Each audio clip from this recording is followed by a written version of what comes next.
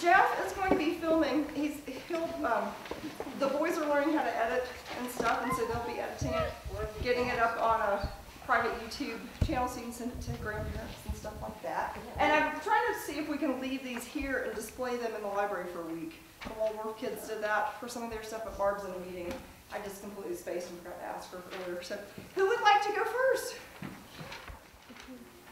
My name is Keegan Mays and I am 9 years old, and I decided to do my report on Leonardo da Vinci.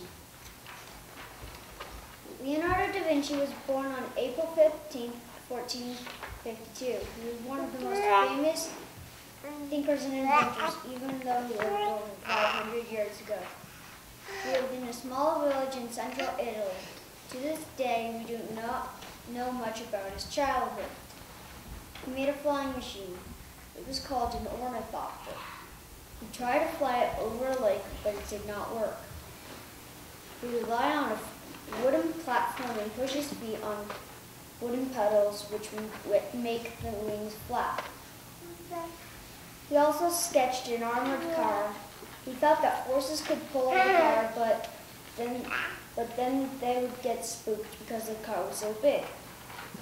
Then he thought that 8 men could turn cranks to activate the wheels. Leonardo never built the armored car because it was too heavy to operate. Leonardo died in the year of 1519 when he was 67 years old. Before he died, he painted a famous picture, the Mona Lisa.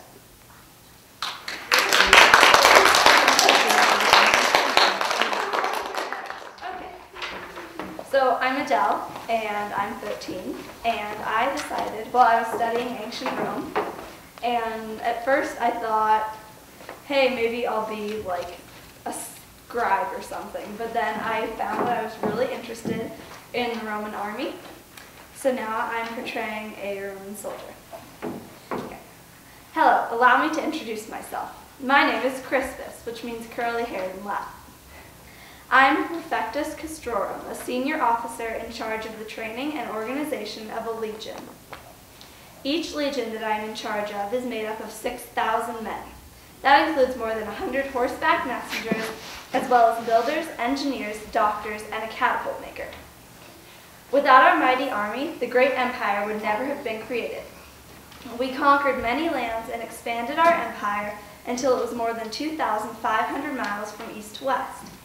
In the early days of the Republic, Rome didn't have a professional army like it does now. When a war started, thousands of men would be called up to fight, but they would have to provide their own weapons, training, and equipment. As soon as the war was over, they returned home. In the 2nd century BC, the Roman fighting force was completely transformed by a man named Gaius Marius, the commander at the time.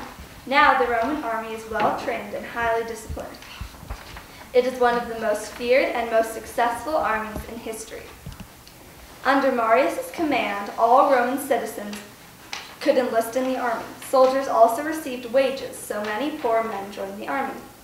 He made us carry so much heavy equipment that we are now known as Marius' mules.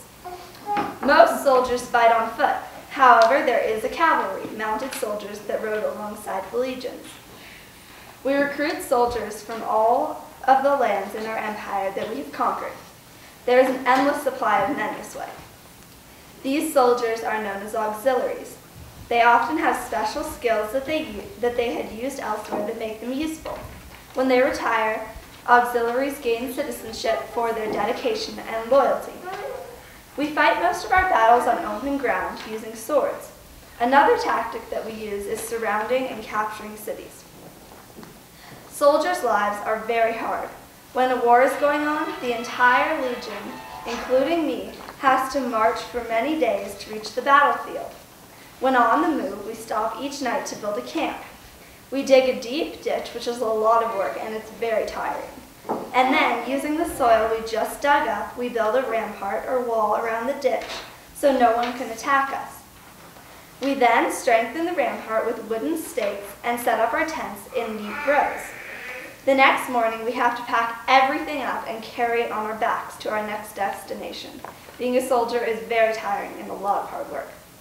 In the 2nd century AD, we realized that conquering more land was out of the question because we already had as much land as we could rule. That's when we started building permanent forts to protect the borders of the empire we had built. Life in the forts are very organized. The sound of a blaring trumpet wakes up the men every morning and announces when meals are ready. Each day, everyone is given a new password to prevent enemy spies from sneaking into our forts. And here,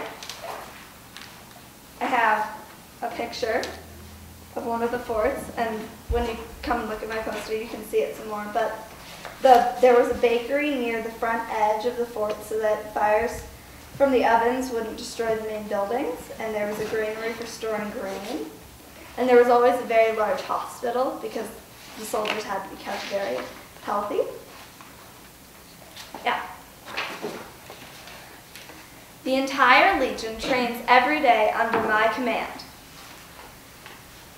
They run, swim, fence, and practice their javelin throwing. Soldiers also fight mock battles to prepare them for war. I hate it when soldiers disobey my commands. That's when they have what's coming to them. It's my job to beat them when they disobey, but it makes them get back in line. If a whole legion tries to rebel, that's completely different. 1 in every 10 men are killed. Sometimes being a soldier for the Roman army brings many disadvantages, but sometimes life doesn't treat us so well. Some advantages are that we get good pay, we have way better medical treatment than most people, and the chance to keep any treasure that we capture. When a soldier retires, they are given either a lot of money or a piece of land. Living the life of a soldier has many disadvantages too. During the times of war, we live under the constant threat of dying or having serious injury. During times of peace, life can get pretty boring, especially since most of us serve for up to 25 years. Many of us are not only skilled soldiers, but we are master builders. During times of peace, we construct canals, bridges, and buildings in local towns. We also help to build roads throughout the empire. We build them as straight as possible so that we have a direct route to a troubled area. Life as a soldier has many advantages and disadvantages, but in the long run, I am proud to serve for Rome and help build and strengthen the empire. Thank you.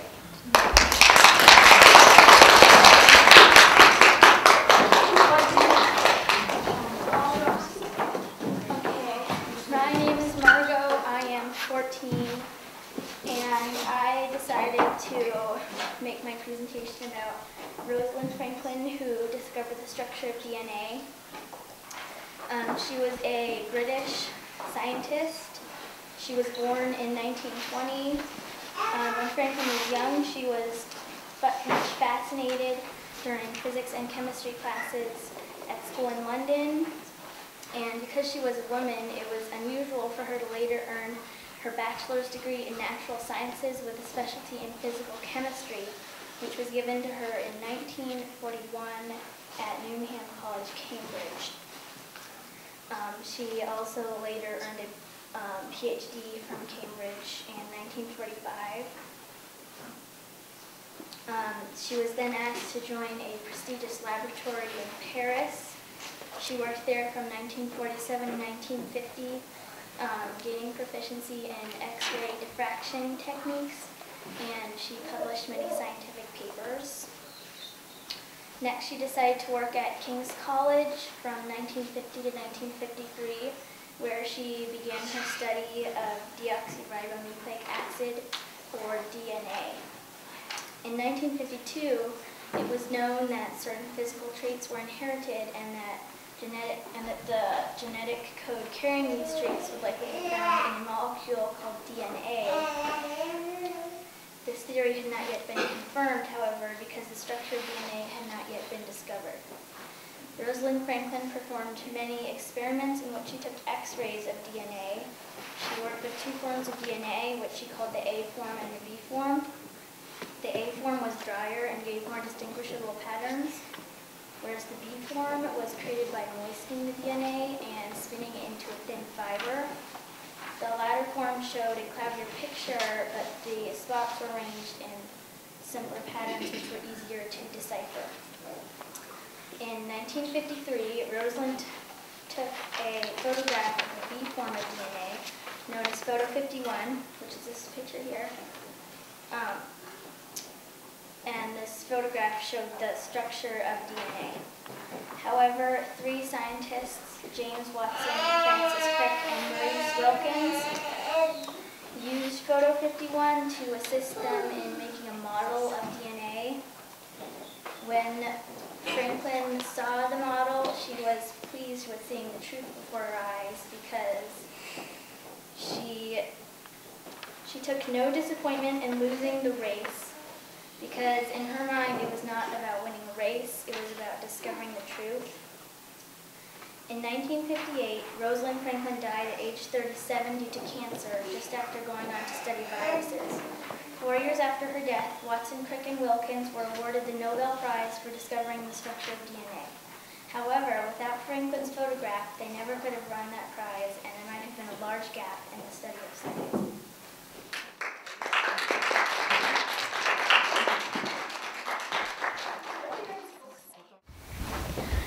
Hi, my name is Hannah. I'm 9 years old, and this is my little brother Gabe. He is 6 years old, and this is my little sister Holly.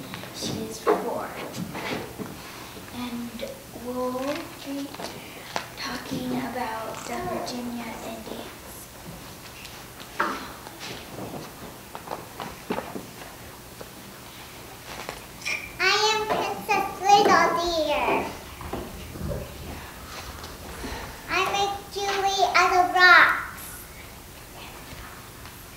Bones and shells and teeth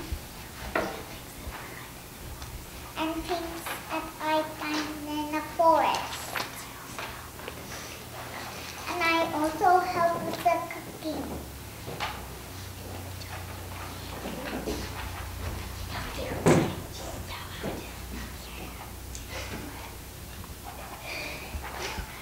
He is Chief Powhatan. And he is a good hunter and warrior. And he is the chief of the Virginia Indians. And he uses his bow and arrow to hunt buffalo and other things. And we use every part of the buffalo for blankets and for food and for other things too. And now I'll be speaking. Hi, my name is Pocahontas. When I was the age of these dolls, my name was Modawaka. I was born in 1595 as the daughter of the paramount chief of the Virginia Indians. My father was the head of the tribe, so the others in our tribe treated me like a princess. When I was only 12 years old, I saved the life of an Englishman named John Smith. He was held captive by my father. When my dad raised his hand with his war club to kill him, I laid my head on John's to save him. I was captured by the English during a battle when I was 18 years old.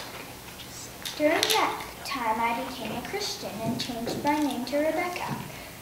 My Christian name was comparing me to Rebecca in the Bible, who was mother of Jacob and Esau.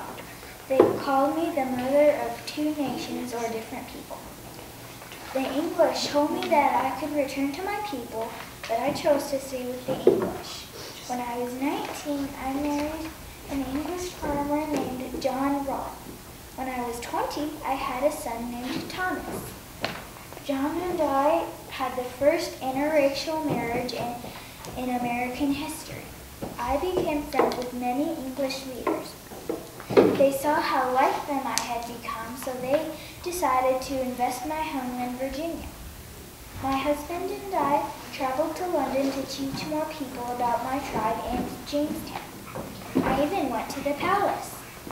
When John and I left for London in 1617 and sailed for home, I died of pneumonia. My son had children and they had children, Edith Wilson and Nancy Reagan, the wives of 2 U.S. presidents, are 2 of my famous relatives. I live my life as a peacemaker and hope that others will follow in my footsteps.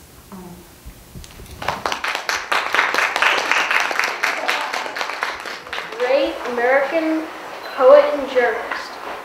Walt Whitman was born in 1819, West Hills, New York, but when Whitman was 3, he moved to Brooklyn, where his father saw opportunities for work.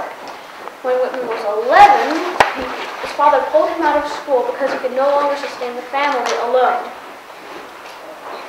Whitman's first job turned out to be in the family printing business. And he educated himself until he was 17, and when he was 17, he turned to teaching. He taught in a 1-room schoolhouse for the next 5 years. He then worked as a journalist and poet for the rest of his life, living mostly in Washington, D.C. In 1855, Walt Whitman wrote and published Leaves of Grass, which is a large volume of poems. Later, several other editions of the book were also made. Walt Whitman visited many different soldiers from the Civil War and wrote down their experiences. He also wrote down the experiences of slaves. That is why he's sometimes called the Bar of Democracy. He told the stories of our developing country. Mr. Whitman was not very wealthy because he used most of his royalty money on his Civil War patients and his family. He was not very famous because many people were also offended by his works. Once, when his employer found out that he had authored Leaves of Grass, he fired him. In 1870, Walt Whitman visited his brother's house in Camden to see his dying mother. But once Walt Whitman was still in Camden, he had a stroke, which made it impossible for him to return to Washington. Whitman stayed at his brother's house until he revised Leaves of Grass and then had enough money from the volume to buy his own house in Camden. Whitman died on March 26, 1892, and was buried in his own self-designed tomb in Harley Cemetery. And now I would like to recite Walt Whitman's most famous poem, O Captain, My Captain, which was written in honor of Abraham Lincoln just after his assassination. The entire city was in mourning and panic, including Walt Whitman, because he knew Lincoln and often greeted him on the street. O Captain, My Captain by Walt Whitman. O Captain, my Captain, our fearful trip is done. The ship has withered every wreck, the prize we sought is won. The port is near, the bells I hear, the people all exulting, while follow eyes the steady keel, the vessel grim and daring. But O heart, heart, heart, O the bleeding drops of red, where on the deck my captain lies, falling cold and dead. O Captain, my Captain, rise up and hear the bells, rise up, for you the flag is flung, for you the bugle trills, for you bouquets and ribboned wreaths, for you the shores are crowding, for you they call, the swaying mast, their eager faces turning. Your captain, dear father, this arm beneath your head, it is some dream that on the deck, falling cold and dead. My captain does not answer, his lips are pale and still. My father does not feel my arm, he has no pulse or will. The ship is anchored, safe and sound, its voyage closed and done. From the fearful trip, the victor ship comes in with object won.